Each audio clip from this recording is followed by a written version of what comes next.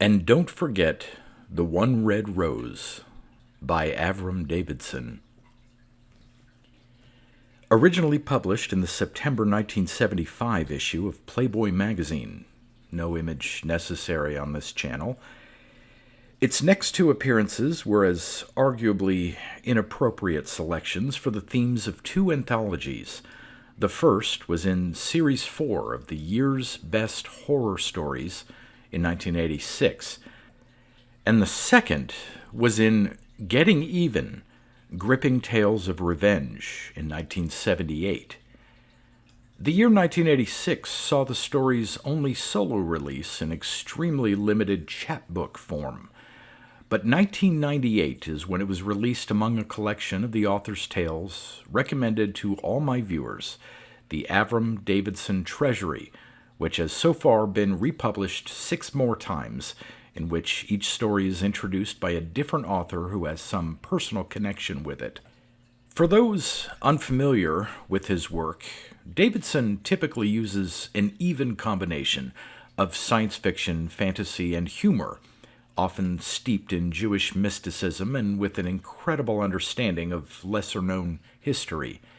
His main characters tend to be immigrants or people who are poor or suffering the circumstances of being pushed to society's lowest depths. Read by Daryl T. Smith II for my channel, Quasar Spectra. A brief introduction by Richard A. Lupov. In a perfect world, Avram Davidson would be revered as one of the great writers of his generation. You can name your own list of the others. Updike, Mailer, Heller, Atwood, and perhaps a few more might share Avram's pedestal. But instead, he is known to a small circle of readers and admirers, and we are sometimes inclined to ask if it is the rest of the world that is crazy, or ourselves. In fact, Avram suffered 2 misfortunes which robbed him, in his lifetime, of the critical and financial rewards that his works clearly merited. He was a natural short story writer who lived and worked in the age of the novel, and he selected for his realm of imagination the world of science fiction. His stories, complex and lovingly crafted miniatures, were relegated to the category of minor works, ancillary to the one true form for worthwhile fiction, the novel. Avram's manuscripts weighed in at an ounce or two. The serious literati, and for the most part the moguls of publishing, preferred works that were measured by the pound. And as for Avram's selection of science fiction as his major area of creation, one fears that he was ensnared, as so many other authors have been, into mistaking one of science fiction's periodic flirtations with maturity for true love. Alas, when the field reverted to its usual hodgepodge of crude narrative and cliché themes, Avram was left a wounded giant brought down by a keening troop of Lilliputians. Avram's fine story, and don't forget The One Red Rose, is alone a greater achievement than the entire bloated accumulation of ponderous fantasy novels that cross my desk each month. I see in it a literary tradition that bears comparison to the best stories of Lord Dunsany, Ambrose Bierce, John Collier, and Stanley Ellen. That Avram was able to place the story with Playboy magazine rather than one of the penny-a-word pulps is at least a small consolation to me. And don't forget The One Red Rose. Charlie Barton was the staff of an East New York establishment that supplied used gas stoves on a wholesale basis. He received deliveries at the back door, dollied them inside, took them apart, cleaned them, and cleaned them, and cleaned them, and cleaned them, till they sparkled as much as their generally run-down nature would allow, fitted on missing parts, and set them up in the front of the place, where they might be chaffered over by prospective buyers. He never handled sales. These were taken care of by his employer, a thick-set and necklace individual who was there only part of the time. When not fawning upon the proprietors of retail used appliance stores, He was being brutal to Charlie. This man's name was Matt Mungo, and he arrived in neat, middle-class clothes from what he referred to as his other place, never further described to Charlie, who did not venture to be curious. Charlie doubted, however, that Mungo did. Indeed, he was certain that Mungo did not display to employees and patrons of his other place the insulting manner and methods he used in the stove warehouse. Besides calling Charlie many offensive names in many offensive ways, Mungo had the habit of shoving him, poking him, and generally pushing him around. Did Charlie, goaded beyond patience, pause or turn to complain, Mungo, pretending great surprise, would demand, "What? What?" And before Charlie could formulate his protest, he would swiftly thrust stiff, thick fingers into Charlie's side or stomach and dart away to a distance, whence he would loudly and abusively call attention to work he desired done, and which Charlie would certainly have done anyway in the natural course of things. Charlie lived on the second floor of an old and unpicturesque building a few blocks from the warehouse. On the first floor lived two old women who dressed in black, who had no English and went often to church.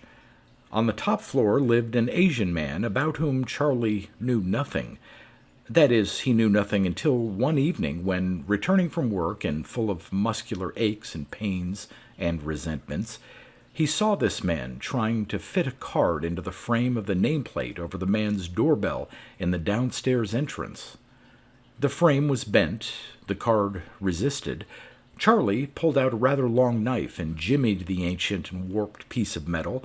The card slipped in, and the Asian man said, "Thank you, so." "Oh, that's all right." And Charlie looked to see what the name might be, but the card said only, "Bookstore." "Funny place for a store," Charlie said. "But maybe you expect to do most of your own business by mail, I guess." "No, the Asian man said. And with a slight bow, a slight smile, and a slight gesture, he urged Charlie to precede him up the stairs in the dark and smelly hall. About halfway up the first flight, the Asian man said, "I extend you to enjoy a cup of tea and a tobacco cigarette whilst in my so newly opened sales place." "Why, sure," said Charlie instantly. "Why, thank you very much." Social invitations came seldom to him, and, to tell the truth, he was rather ugly, slow, and stupid, facts that were often pointed out by Mungo. He now asked, "Are you Chinese or Japanese?" "No," said his neighbor, and he said nothing else until they were on the top floor, when, after unlocking the door and slipping in his hand to flip on the light switch, he gestured to his downstairs co-resident to enter with the word, "Do." It was certainly unlike any of the bookstores to which Charlie was accustomed, in that he was accustomed to them at all. Instead of open shelves, there were cabinets against the walls, and there were a number of wooden chests as well. Mr. Bookstore did not blow upon embers to make the tea. He poured it already sweetened from a thermos bottle into a plastic cup, and the cigarette was a regular American cigarette. When tea and tobacco had been consumed, he began to open the chests and the cabinets. First, he took out a very, very tiny book in a very, very strange-looking language. "I never saw paper like that before," Charlie said. "It is factually palm leaf, a Buddhist litany. Soot is employed instead of ink in marking the text. Is it not precious?" Charlie nodded and politely asked, "How much does it cost?" The bookman examined an odd-looking tag. "The price for it," he said, "is a bar of silver the weight of a newborn child." He removed it gently from Charlie's hand, replaced it in the pigeonhole in the cabinet, closed the cabinet, lifted the carven lid of an aromatic chest, and took out something larger, much larger, and wrapped in cloth of tissue of gold. "Edition of great illustrated work on the breeding of elephants in captivity, on yellow paper smeared with alum in wavy pattern, most rare. Agreed? For one thing, Charlie hardly felt in a position to disagree, and for another, he was greatly surprised and titillated by the next illustration. "Hey, look at what that one is doing!" he exclaimed. The bookman looked. A faint, indulgent smile creased his ivory face. "Droll," he commented. He moved to take it back. "How much does this one cost?" The dealer scrutinized the tag. "The price of this one," he said, "is set down as a pair of white parrots, an embroidered robe of purple, 67 fine inlaid vessels of beaten gold, 100 platters of silver filigree work, and 10 catties of cardamoms." He removed the book, rewrapped it, and restored it to its place in the chest.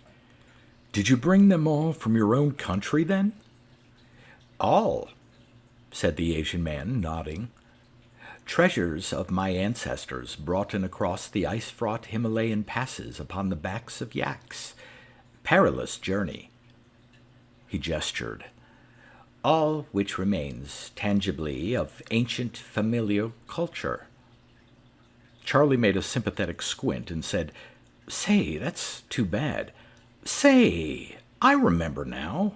In the newspapers. Tibetan refugees. You must have fled from the approaching Chinese communists."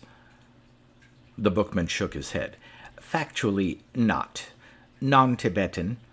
Flight was from approaching forces of rapacious Du Ta Mayeg, wicked and dissident vassal of the king of Bhutan. As way to Bhutan proper was not available, escape was into India." He considered, withdrew another item from the chest. "Well, you speak very good English." "Instructed in tutorial fashion by late the Oliver Blunt Piggott, disgarbed shaman of a Christian fane in Poona." He lifted the heavy board cover of a very heavy volume. "When was this?" "Ago." He set down the cover, slowly turned the huge, thick pages. "Perceive, barbarians in native costume bringing tribute." Charlie had definite ideas as to what was polite, expected. He might not be able to, could hardly expect to buy, but it was only decent to act as though he could. Only thus could he show interest, and so again ask he did. Again the bookman's pale, slim fingers sought the tag. The price of this one is 1 mummified simurg, enwrapped in 6 bolts of pale brocade, and 100 measures of finest musk in boxes of granulated gold work, and a viper of Persia pickled in Venetian treacle. He replaced the pages, set back the cover, and set to rewrapping. Charlie, after some thought, asked if all the books had prices like that. Yes. All these books have such prices, which are the carefully calculated evaluations established by my ancestors in the high vale of Lom Bia, formerly the crossroads of the world, before the earthquake buried most of the passes, thus diverting trade to Lhasa, Samarkand, and such places. So, a question that had gradually been taking the shape of a wrinkle now found verbal expression. "But couldn't you just sell them for money?" The bookman touched the tip of his nose with the tip of his middle finger. "For money? Let me have thought. Here is the Book of Macaws, Egrets, and Francolins in the 5 colors, for only 83 gold mohurs from the mint of Babur Moghul, and 1 silver dirham of Aaron the Righteous. You call him Aaron the Righteous? Not. Pardon, Harun al-Rashid. A bargain." Charlie shook his head. "No, I mean just ordinary money." The book dealer bowed and shook his own head.